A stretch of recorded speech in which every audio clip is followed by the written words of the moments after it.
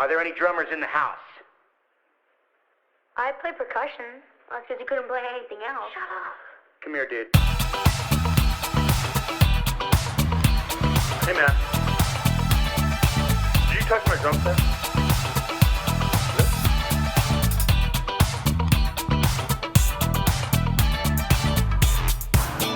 I am warning you right now, if you touch my drum, I will stab you in the neck with a knife.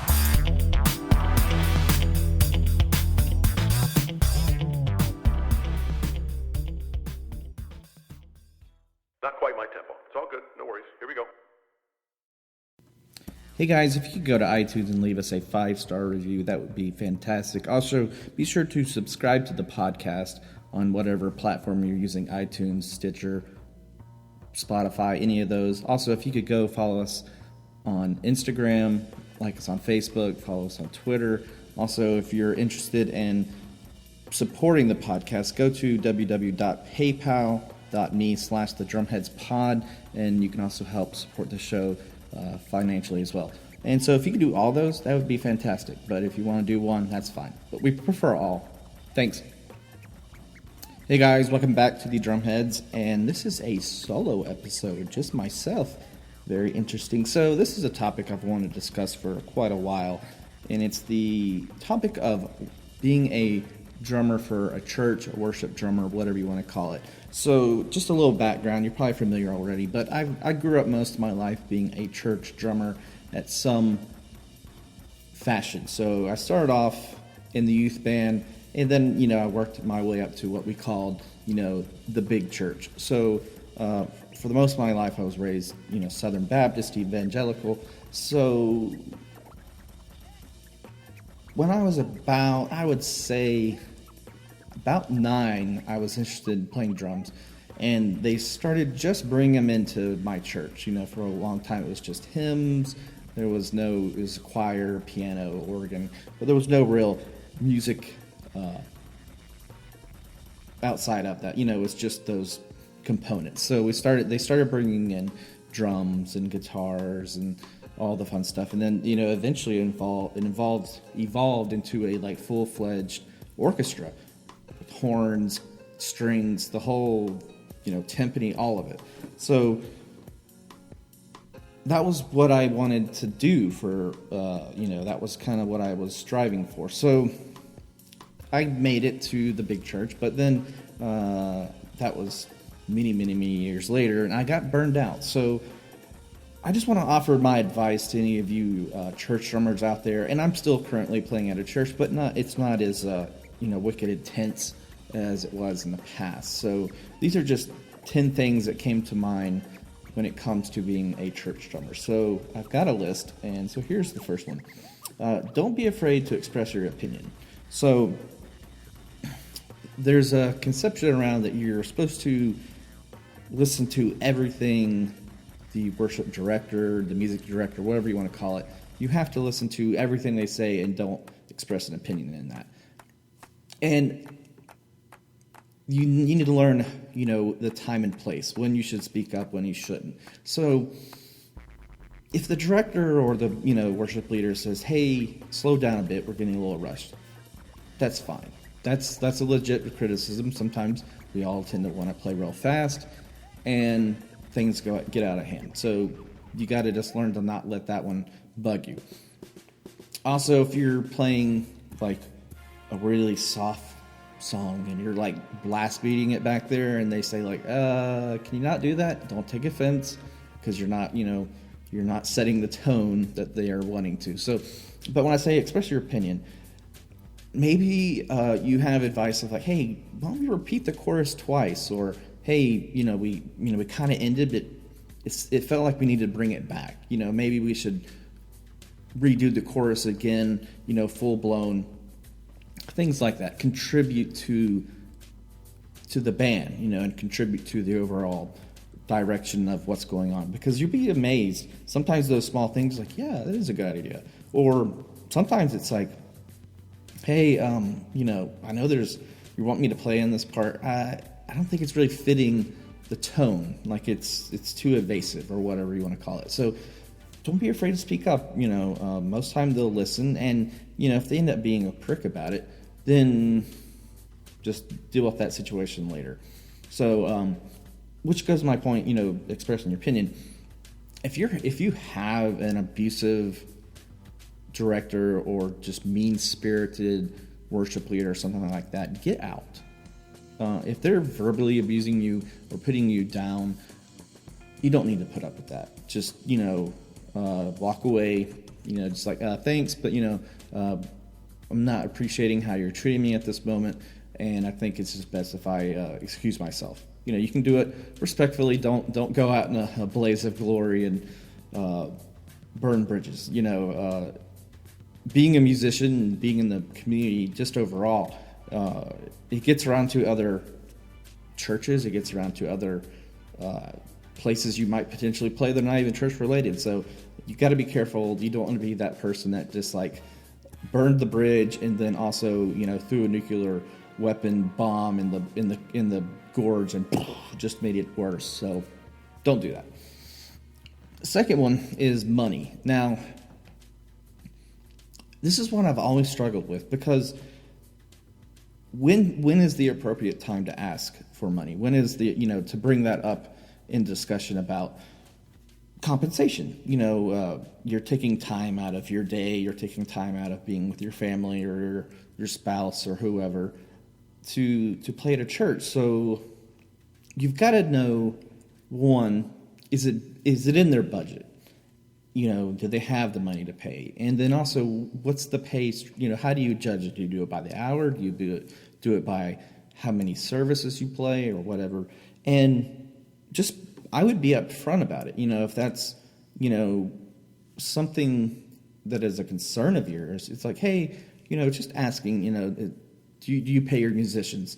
Because I'm trying to make it as a working musician, and, just put it out there, put it up front, and to see where they go with it. Now, and if you're playing for like a huge church where there's like 3,000 people a service, and and they got the cash, so don't be afraid. All right, I'm doing a lot of practices, I'm doing a lot of services. I would like to be compensated for my time, and obviously you have the budget to do it. So be reasonable, but don't let them steamroll you at the same time and lowball you for something like, yeah, we'll give you $25. And if you're playing at a church and they don't have the budget, the thing I did was I insisted that they paid for sticks, heads. If I cracked a cymbal, I would be like, hey, I cracked this cymbal. I've had it for X amount of years, and ask for a replacement. Most of the time, they'll, especially the sticks and the heads, they'll go for the cymbal. They may not. It's hard to say. So just kind of, be careful how you approach that. But yeah, just the money thing is a very icky subject for when it comes to church drumming. So just use discernment in that matter. Next is balance. Now, you've got to learn to balance a couple things while you're playing at a church. One, you've got to learn to embrace that position, because being on stage, everybody sees you. So, you've got to present yourself in some type of decorum when it comes to the church and how you interact with people afterwards and things like that. And finding that balance. So you don't want to be the person that's like all cocky, yeah, I'm the drummer, bow at my feet kind of attitude. And, if a lot of times, people come up to me, and I hate when they say, it's like, oh, we love your drumming so much. We love that last song. You're really great. I'm like, oh, I don't take compliments that well in person. I find them, I don't know. They kind of just feel, I don't know. I just don't like it. So it's hard to explain. So learn to balance who you are, but at the same time, this goes to my next one. Be yourself. Don't pretend you're, God's greatest gift to, church drumming. Just be yourself. So if you're, I know this is hard with mainly Baptist churches, and I'm not in the Baptist church anymore, is, you can't drink, you can't, curse, you can't do several things. And there's a lot of legalism with that, and so just you've got to, if you like to, drink beer, that's fine. Drink beer. Don't be ashamed of it. If they say something, just be respectful about it. Say, hey, this is who I am. This is, I'm not, getting blackout drunk and then coming up on stage and, vomiting all over the drums during the set. That's you got different problems at that point. But yeah, just be yourself. If you're just like a t-shirt and jeans kind of guy, and if they don't say anything, then that's fine. I think there's a lot of stress. You gotta, have a certain look. You gotta have a certain way you act on stage. I played at a church where, they expected everybody to like almost be like they were playing like Coldplay, like jumping around and, I don't know. They wanted us to like act like we were having a great time all the time. And sometimes you just want to focus on playing the music and not have to worry about presenting yourself as this, I'm trying to amp up the crowd and be super excited and all that fun stuff. So just be yourself. But at the same token, point 5 is know your audience. So I'm 35 almost.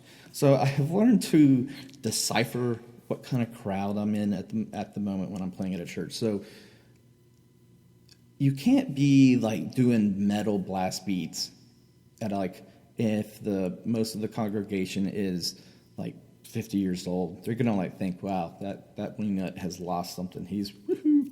So at the same token, if you're doing like a youth event where the energy is a lot, more effervescent, I guess you could say, and enthusiastic, you don't want to be Debbie Downer on the drums back there. Just, you got to know your audience, and also know your audience when it comes to volume. So me naturally, I love a high-pitched snare drum, so I like that real nice crack to it. Now, if your venue can handle it, your church, if you're well enclosed in a soundproof, fishbowl, you can have the cracky snare. But now if you're more of an open air concept, you want to have a snare drum that's not going to make people's ears bleed because it's distracting and you're going to get a lot of complaints, not from just the worship leader, but from like the pastor or priest or whoever you're, playing for. And also the audience will be they'll be making this like this face of like, ooh, that's painful. Stop, please stop. So, know your audience, and know what be cognizant of what your volume is at the time. Don't, like I said, don't be blast beating it back there. Don't be trying to do all this like crazy Buddy Rich stuff. There's a time and a place for all that. So just be mindful of that. Number 6, this goes back to kind of the beginning, is you don't want to get burned out.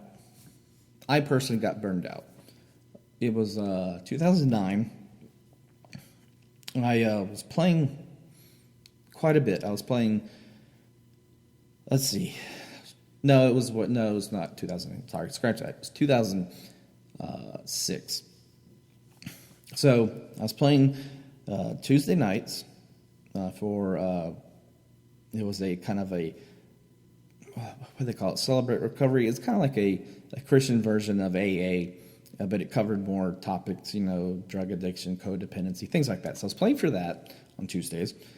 Wednesdays, I was playing for the youth, for around like the 5 o'clock, time. The youth met at 5, and then after that, at 7, the college and singles would have a service. So I was playing that and that service, so 2 times of practicing beforehand. As well, because we were practicing afterhand on Tuesday. So we were playing on a Tuesday and practicing on a Tuesday. Then we were practicing on a Wednesday, playing twice on a Wednesday. And then we would practice again on Friday or Saturday night, just depends. And then we would also do a service then sometimes. And then later on, I was practicing again on Saturday, and then playing a service on Saturday, going to bed, waking up really early, like 6:15 in the morning, which is really early for me to play. It was 2 services then. And then after that, go home, take a nap, and then come back and play again in practice for a youth service they had on Sundays. So there was a lot of playing. So I just got mentally just fried. I couldn't, the balance was off. I couldn't, at that time I just met my, my girlfriend, now wife. And so my focus had switched. I wanted to be, I wasn't dating anybody for really anybody during high school and some of college. And when I met my wife, my focus became more about her and, our relationship. So trying to do that, I'm like, well, something's got to give. So I made a lot of people mad, but it's okay because it's all right for me to take a moment and want to work on, not work on, but be in the moment of the relationship with my girlfriend and then to be wife. It was a change, and it was a change because, Daniel was, I was the guy, hey, Daniel will go play anything. He'll do, you ask, he'll play kind of attitude. And then I was like, no, I'm going to go see a movie with my girlfriend. What? They'd freak out. Like almost kind of like a how dare you kind of thing. How dare you take time to do something besides play drums? And I was guilted a lot. So I was guilted into playing things and events that I really had no interest in doing. So I just wanted to sometimes just chill. And I just wanted, or even when I wasn't dating, those times I'm like, I gotta play again. This is, I'm like, I should be working. I should be making some money. I'm not making money at doing all these practices and, youth gigs and all that stuff. So after that, it started to become less and less and less. And in 2009, this is where I was going. I actually was going to try.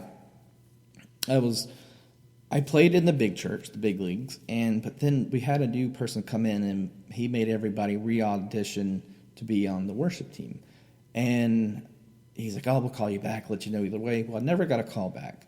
And that was kind of devastating. And it was not just me. There were several people I knew that they had not heard anything, a yes or no. So it was very disrespectful, in my opinion.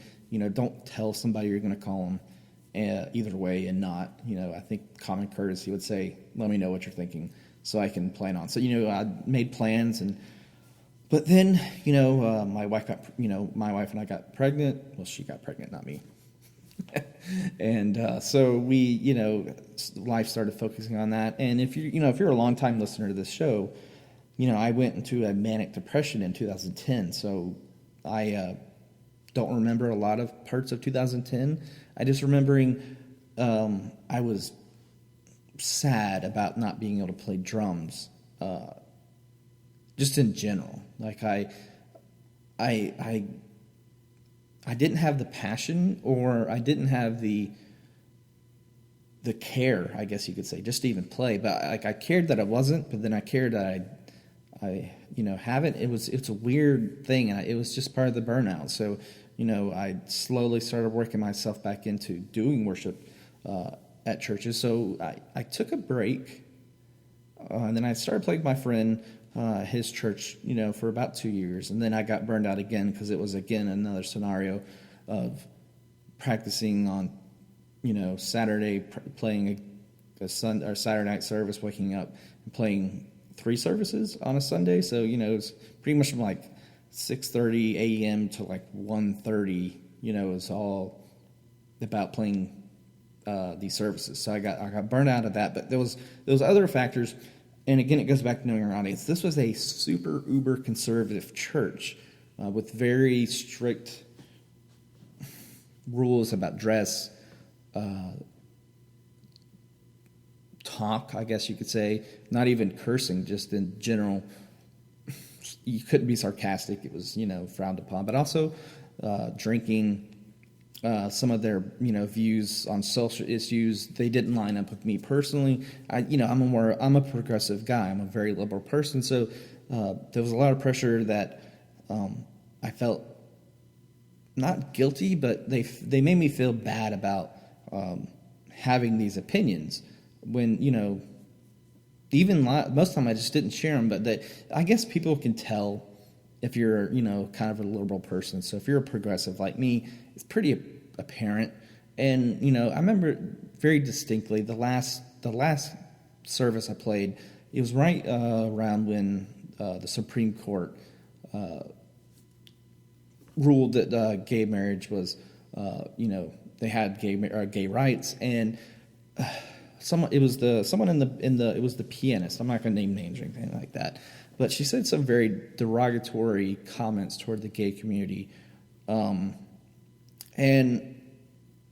I was just so taken back by it. I'm like, wow, you believe that? Ooh, that's harsh. I mean, I don't wish that on anybody, and I didn't believe it either. I'm like, this is not right. So I never really told the guy I was playing with. I just said, hey, I'm going to take a little bit of a break, and I just stopped playing all around. And it was a great decision in my opinion, because it was starting to build up in me.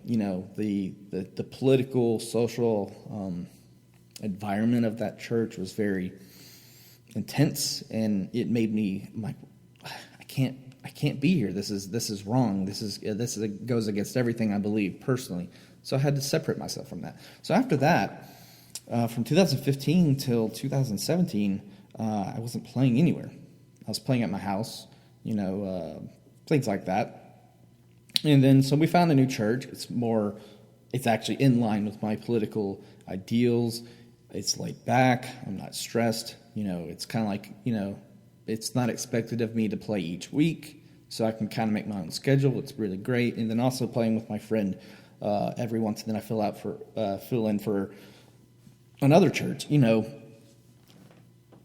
They're more accepting. They're not as accepting as my other church, my main church, but they're good people, and there may be differences amongst the congregation, but there's not a political atmosphere of, if you believe this way, we're going to ostracize you. It's like some people believe or, have a more conservative mindset. Some people have a liberal mindset, or they have a progressive mindset like mine, and it's all welcome, and that's great. So there's no pressure there. So that just goes to, don't get burned out. All right, so next is gear. For years, my drumming idol was Carter Beauford from Dave Matthews. And all the drummers I loved, Jose Padillas from Incubus, Chad Sexton from 311. The list goes on and on. Stuart Copeland had these gigantic drum sets, with 5 toms, 3 rack toms, 2 floor toms, 2 snare drums, 3 splashes, a crash, here, China, 2 rides. It's just like it was just intense. It was crazy. I got a bongo set here, a timbale, a pad, all this stuff. And I would insist on bringing it to all the gigs. So that was a nightmare, because they'd be like, oh, Daniel has so much stuff. This is so stupid. Can he just bring a 2-piece setup? And so if you're traveling, I would say don't go that route. Go with what you just need. Now, if you're stationary, your kit is staying in the same place week in, week out, you can go with the bigger setup if space permitting. Also, if it doesn't, mess up, the miking situation, or, the worship leaders giving you dirty looks like, oh, this dude, all his crap, what is he doing back there? So, take care of your gear. But also, if you go to a church and they supply the stuff, don't be the person who goes behind the kit and completely rearranges everything each time. So the kit that I'm playing at the church now, it's not just me that plays it. There's 2 other people. And so I may adjust the height of the snare drum. I like my snare drum to be a little bit higher. I don't like to sit so high. I like to sit in kind of a medium position. And so I make those little adjustments. But overall, the kit, I don't try to change, like, okay, I want this crash here, I want this ride at, this height, and I may lower it just a little bit, just depending, just little small critiques of the setup, but nothing crazy. So don't get back there and start, oh, this snare drum sounds like crap, and you're tuning it differently, and and they're like, no, we can't have a high pitch. Well, I don't care. I like a high pitched snare drum. So don't be that person. And then also, don't fall into the mindset that you have to have the exact same setup as everybody else. There's this the new setup for churches, for church drummers. everybody's doing it, and it's kind of getting a little over. Like, really, everybody's setting their drums up this way. So everyone's got one rack tom, and then where the other, second rack tom. Oh, there's a rolling pad. How convenient! Like that, and I like that. And then they'll have two crashes, and they'll have a ride, and the floor tom, and then they'll have, of course, the industry standard for church drums is the big fat snare drum. I love it. Don't get me wrong, but everybody's using it.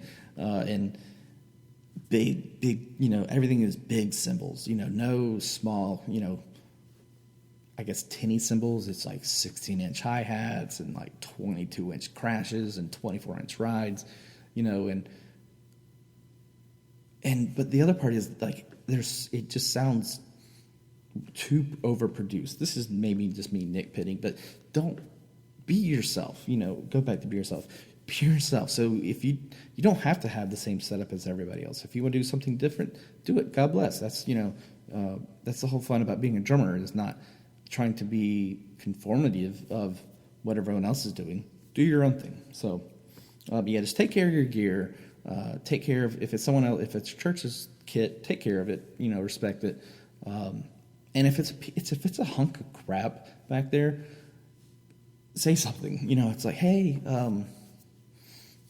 the snare drum fell apart, like literally fell apart during the thing. Like, what do you mean? Like, one of the lugs popped off and it's untuned, and it's like the hi-hat chain keeps breaking, or the cymbals keep like falling down because the plastic, that the washer is like broken.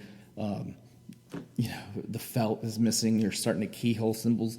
It's like, okay, hey, time out. All right, just look at this thing. Literally, it came over on the ark. I don't think it came over on the ark. I think God created it in the Garden of Eden, and it's, I think Satan maybe had played it and destroyed it. I don't know what's going on with this kit. We got to do something. So, if the kit's bad, tell the worshiper, hey, can we invest in a new kit? Let's not, and be, be cognizant of like, hey, they're not going to go out and buy a $6,000 custom set. You can buy a decent set, in my opinion, for less than $1,000. So, get good cymbals, take care of them. Sometimes paying a little bit more for certain things will head off problems later on. And, make sure to change out the heads on a routine basis, all that. All right, number 8 is click tracks. I'm just going to put this out here. I am a very staunch anti-click track person. I've played a couple of times. Not a fan at all. I find it distracting. I find it unnecessary at times. It's and it's just not fun. I love the spontaneity of music. It's what drew me in the first place, is being able to play, improvise, and have fun with the music. And when you do a click track, you have taken that element out completely. It's very rigid. It's very precise. You've got to be dead on. And the part that distracts me is, not just the, that click sound in the background, but if it's one of those click tracks and it has the voice over, which, it's telling you like chorus, verse 2, repeat chorus, right in the middle. It's so distracting. It's like, shut up. But, it's just, I love being able to let the music go where it needs to. Sometimes you play a song, you end the song, and you're like, but you look at the audience, and they're like, oh, they're really into this. Maybe we should kind of build it back up again. And, of course, playing this out with the band. And, eye contact is very important. I always stress to, people, when I've done clinics and stuff like that, is to keep eye contact with everybody in the band, bass, keyboard, guitar, worship leader, and, take visual cues. It may not be like hand sign, sign language, like, doing a C or a V for chorus, or, do it again. Just look at their faces. And, the guy I played with for a long time, we had a great relationship where we could just look at each other and not even say it. We could just say like, yeah, yeah, I see it. Let's do it, man. Let's do it. Let's lay it down again. Bam! Just really go back into that chorus and, really drive it in. So when you do a click track, you've taken that, aspect of it, and just it's gone. So, but if you love click tracks, God bless. That's your thing. That's what keeps you and your band going. That's fine. For me personally, I can't do it. I don't like it. And sometimes less is more. You don't need all these synth pads and the 15 different percussion things going on in the background and having like a 100-person choir. Sometimes less is more. Next is band dynamics, and this kind of goes back to what I was talking about with the person I played for with a long time.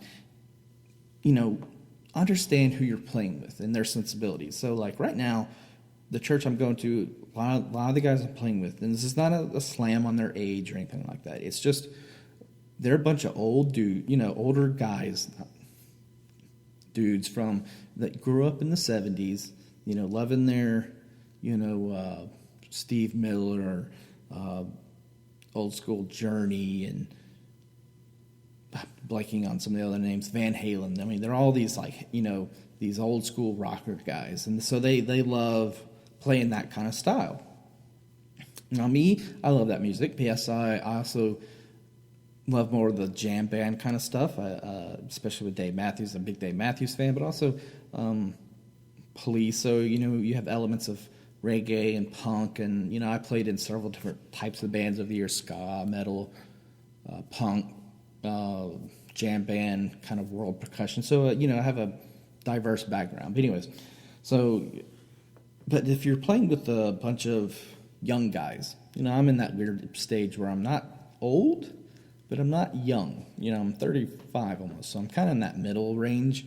So if you're playing with some young guys, sometimes you got to reel them in because they just want to just go, bug nuts crazy with some of the songs. So just, all right, okay, I get it. All right, let's bring it down. You're not. There's a lot of guys I've seen out there who are just they think they're like a really like a rock star, and they're just like hamming it up, and it's like, all right. Okay, we're playing for pretty much a bunch of 50-year-olds. Let's bring it down. Okay, bring it down. They're not into it. If this is a youth thing, have at it. Have at it, Haas. Do it. Go for it. So, but just know who you're playing with, and build relationships within the band you're playing with. Like I said, the guy I fill in for, his name's Brandon, and his band I really love playing with them. I enjoy the times because before we hang out, we talk about movies and music and just stuff like we nerd out on Star Wars and superheroes and stuff like that.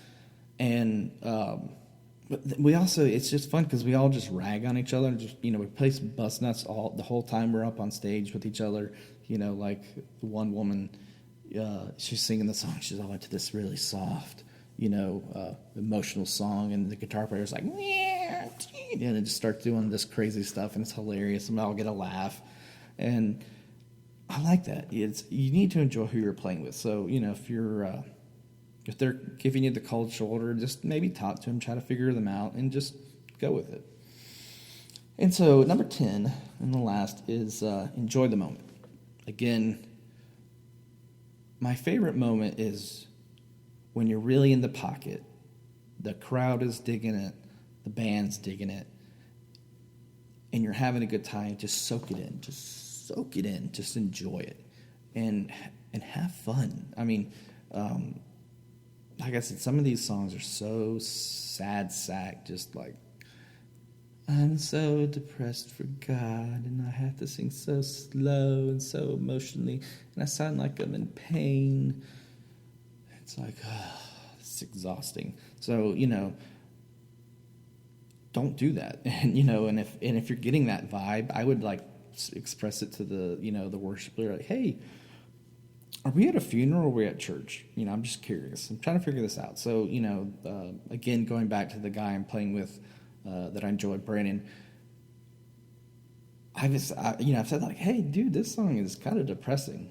He's like, is it?